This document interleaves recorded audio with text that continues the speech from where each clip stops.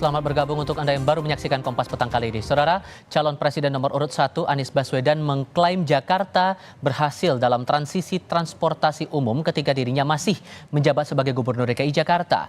Anies menyebut hal itu dibuktikan dengan turunnya peringkat Jakarta sebagai kota termacet di dunia. Dalam rembuk ide transisi energi berkeadilan, Anies memaparkan keberhasilannya menurunkan tingkat kemacetan di ibu kota. Menurut Anies, keberhasilan terbukti dari peringkat Jakarta sebagai kota termacet di dunia ke posisi ke-46. Anies turut memaparkan transisi transportasi umum ramah lingkungan, salah satunya dengan menghadirkan bus listrik. Baik, kita foto bersama Bapak Ibu, silahkan maju ke depan. Ridership di Jakarta, transportasi umum. Waktu kami memulai bertugas 350.000 daily ridership. Dalam 3 tahun berubah menjadi 1 juta penumpang per hari daily ridership. Dan ketika itu terjadi lompatan setinggi itu, maka Jakarta itu turun dalam ranking. Kita ini kota termacet nomor 3 sedunia. Turun tahun berikutnya nomor 7 termacet sedunia. Kita berbicara tentang kota yang lebih ramah lingkungan, di satu sisi mencari moda yang lebih baik, di sisi lain kita melakukan konversi ke kendaraan umum dan kendaraan umum berbasis listrik. Di lain pihak, dalam pidatonya di Dialog Publik Universitas Muhammadiyah Surabaya, Jawa Timur, calon presiden nomor urut 2 Prabowo Subianto memberikan nilai rapor lebih tinggi untuk Presiden Joko Widodo.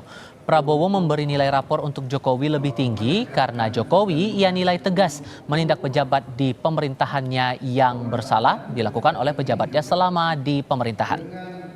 Hilirisasi 21 komoditas strategi. Kehendak Presiden kita tidak mengizinkan pelanggaran-pelanggaran itu. Beliau tegas. Saya kira termasuk, kalau saya agak berbeda dengan beberapa orang lain. Kalau saya raportnya saya kasih ke Pak Jokowi lumayan, ya, jauh lebih tinggi dari ada yang lain memberi. Karena kenyataannya adalah kita lihat berapa menteri beliau serahkan untuk diadili. Kita ke kandidat lainnya. Calon presiden nomor urut 3 Ganjar Pranowo bertemu tokoh agama Romo Frans Magnis Suseno. Dalam pertemuan yang berlangsung selama hampir 1 jam itu, Ganjar mengaku mendapat pesan terkait etika dan moral kepemimpinan jika pada akhirnya dirinya terpilih nanti. Setelah bertemu Romo Magnis, Ganjar langsung bertolak ke rumah Wakil Presiden ke-11 RI Budiono dengan agenda yang sama, yakni berdiskusi dan meminta masukan tokoh bangsa.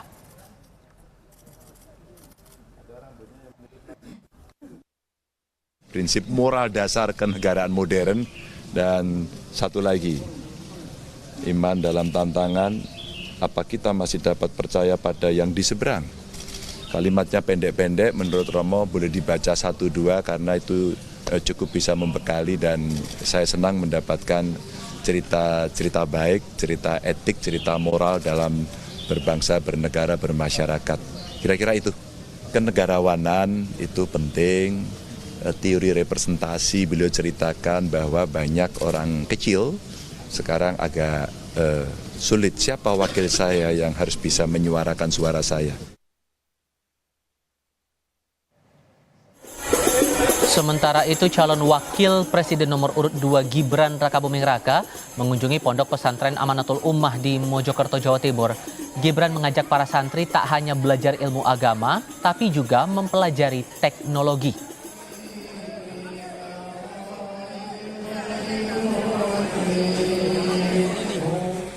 Mungkin Bapak Ibu sudah pernah